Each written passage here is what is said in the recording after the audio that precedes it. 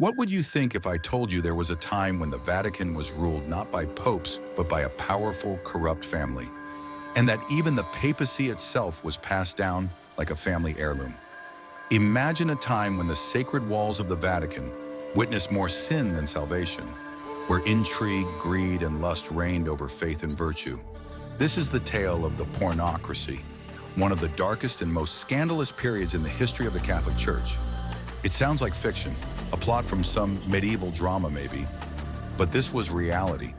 Between the years 904 and 964 AD, the Church was entangled in a brutal web of corruption, betrayal, and ruthless ambition. Today we're going to journey back to this little-known chapter, a tale of popes in conflict, scandalous power struggles, and the struggle for control over one of the most influential positions on earth. Let's start in Rome in the 10th century, a city caught in constant power struggles. Unlike today, the papacy wasn't just a religious position, it was a seat of immense political power. Control over the Pope meant control over lands, wealth, and influence, not just in Rome, but across Europe. It all began with Pope Sergius III. In 904 AD, Sergius seized the papacy through force, rising to power in a way that set the stage for the chaos that followed. His was a papacy defined by violence and scandal. Rumor has it he ordered the murders of two rival popes, ensuring no one would challenge his rule. But what truly cemented his legacy as the harbinger of the Pornocracy was his infamous relationship with a powerful Roman noblewoman, Marozia. Under Marozia's influence, the Vatican became more corrupt than ever. The office of the Pope was bought and sold, with noble families vying for control, doing anything necessary to ensure their preferred candidate held the papacy.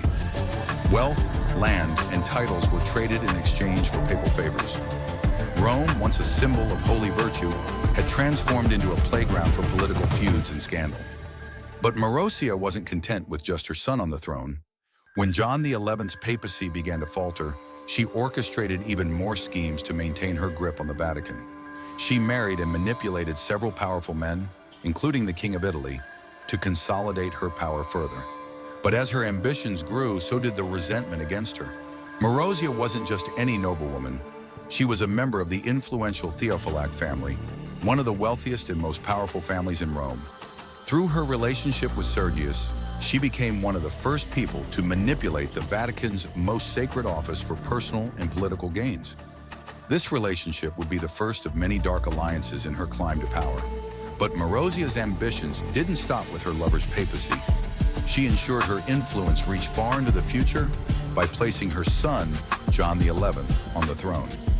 John XI was not only a pope by title, but was rumored to be Marozia's own son with Sergius III, making him a pope of both church and bloodline. With her son as pope, Marozia wielded unprecedented control over the church's most powerful office, and in doing so, turned the papacy into a family dynasty.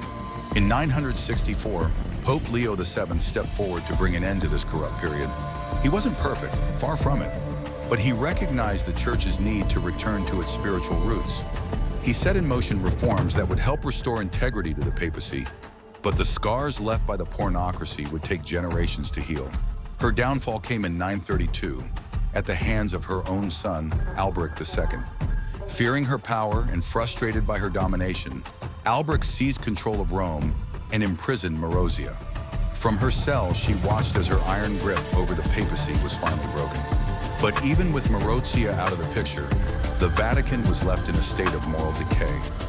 Alberic installed his own son, Octavian, as Pope John XII, a figure whose scandalous behavior shocked even the most hardened Romans. His papacy was rife with accusations of simony, bribery, and even sacrilege. By this time, the papacy had hit rock bottom. It was clear that this era of corruption, violence, and scandal had to end, or else the entire foundation of the church would crumble. So, why does this story matter? Because it reminds us that no institution, however holy or powerful, is immune to corruption.